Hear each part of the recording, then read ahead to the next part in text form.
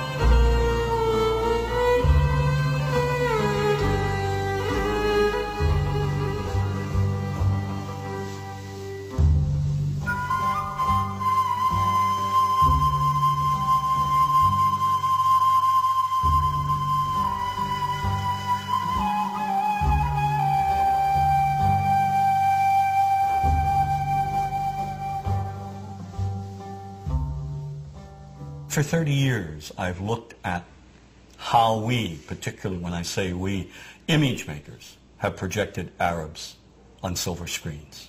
In my latest book, Real Bad Arabs, How Hollywood Vilifies a People, I looked at more than 1,000 films. Films ranging from the earliest, most obscure days of Hollywood to today's biggest blockbusters.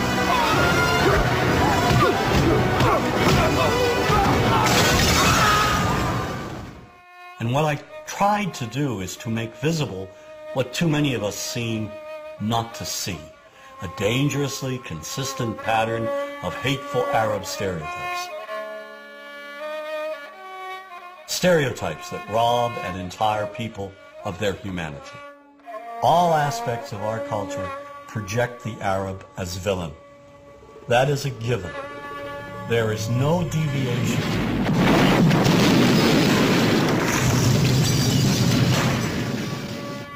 We have taken a few structured images and repeated them over and over again. You are hostages of the Holy Freedom Party. Whether one lives in Paducah, Kentucky or Wood River, Illinois, we know basically the same thing. Listen to the sound, Jesus, of our God. We know the mythology. The mythology, namely Hollywood's images of Arabs. We inherited the Arab image primarily from Europeans. In the early days, maybe 150 years, 200 years ago, the British and the French who traveled to the Middle East, and those who didn't travel to the Middle East, conjured up these images of the Arab as the Oriental other. The travel writers, the artists who fabricated these images and who were very successful, as a matter of fact. And these images were transmitted and inherited by us. We took them, we embellished them, and here they are. When you cross the mountains of the moon into our country, Mr. Tyrone, you will be stepping back 2,000 years. We have this fictional setting called Arabland, a mythical theme park.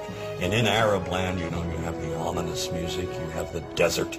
We start with the desert, always the desert as a threatening place.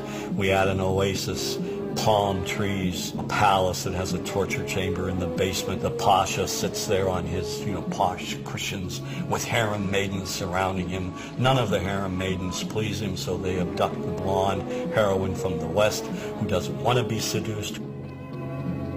When we visit Arabland, we must be aware of the instant Alibaba kit.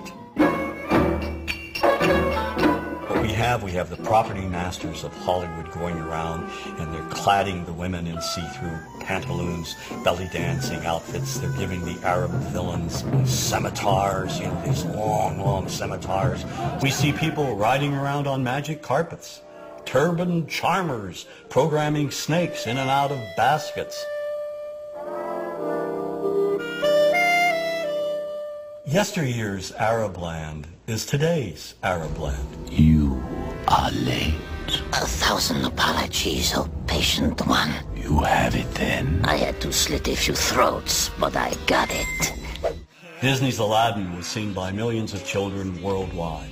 It was hailed as one of Disney's finest accomplishments.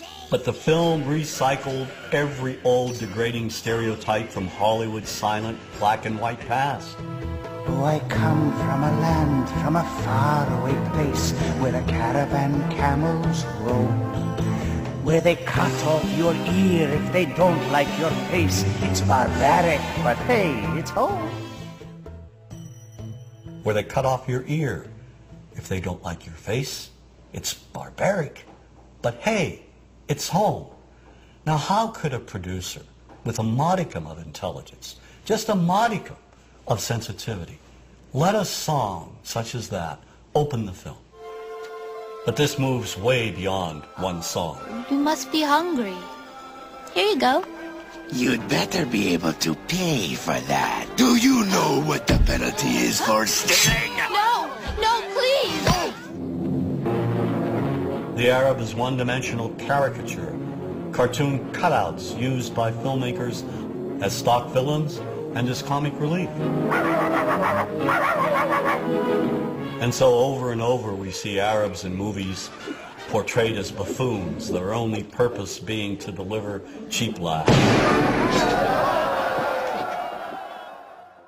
You see this in the Joey Heatherton film, The Happy Hooker Goes to Washington. Every night I was forced to perform unspeakable acts with circumcised dogs. Oh, dogs are better than sheep. They're cleaner, I know, I've tried both. And over again they're portrayed as inept. So, in a movie like True Lies, not only are the Arabs dangerous, they're also incompetent. We are all prepared to die. With one turn of that key, 2 million of your people will die instantly. What key? That key! Who's taken the key?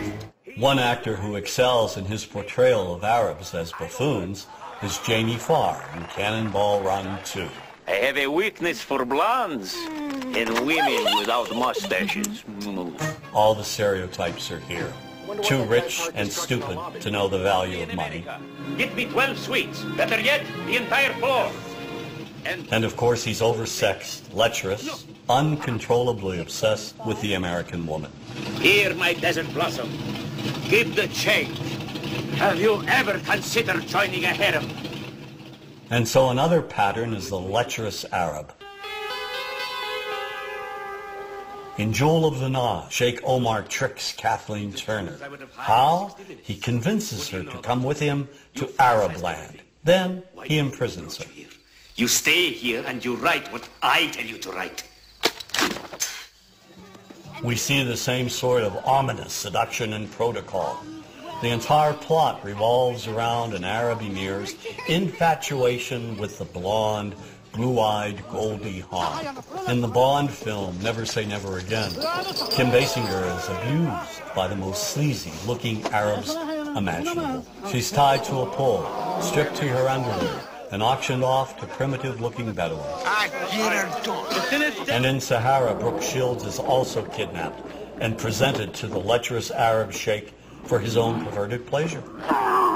Get away from me, you dirty thief! More than 300 movies, nearly 25% of all Hollywood movies that in one way or another demean Arabs contain gratuitous slurs, or they portray Arabs as being the butt of a cheap joke. We were going on a Mecca scene, and the plane is full of Arabs with these animals. Goats, sheep, chickens. I mean, they don't go anywhere without their goddamn animals. We had to put plastic in the cabins. You know, they urinate, they defecate. You have films by Neil Simon, like Chapter 2. The beginning of the film, the protagonist arrives back from London, and his brother says, "How was London?" And he says, "Full of Arabs." How was London? Full of Arabs. Well, imagine if he had said, "Full of blacks, full of Jews, full of Hispanics." I mean, that's ridiculous. Why do we do these things?